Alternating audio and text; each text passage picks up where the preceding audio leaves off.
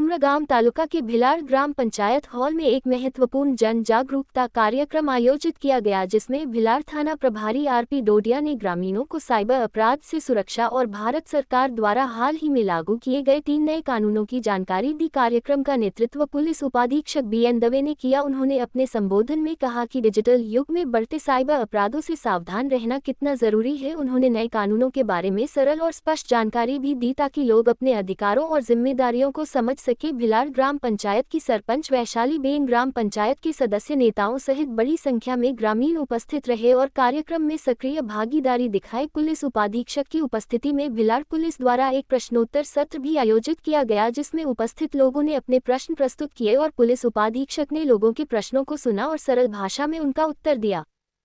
खास કરીને आपने बधाने ख्याल हशे, हमણાં ઘણા સમયથી ગુજરાત સરકાર અને ગુજરાત પોલીસ દ્વારા વ્યાજખોરો વિરુદ્ધની એક ઝુંબેશ ચાલી રહી છે।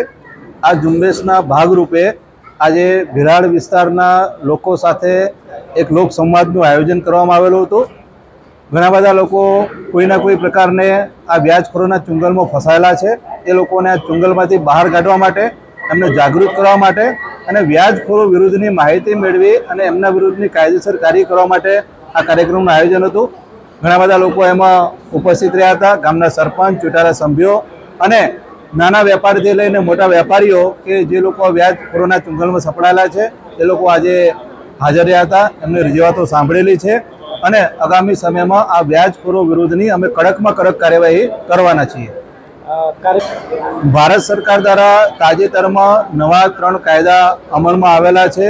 એ નવા 3 કાયદાનો લોકોમાં કેવી રીતે એનો ફાયદો થશે, એમાં શું શું નવી જોગવાઈ છે એ બાબતે લોકોને સમજ આપવામાં આવેલી છે અને એની સાથે સાથે જે સાયબર ક્રાઇમના ગુનાઓ છે એ ગુનાઓ બનતા અટકાવવા માટે પણ લોકોને આજના કાર્યક્રમમાં સમજ આપવામાં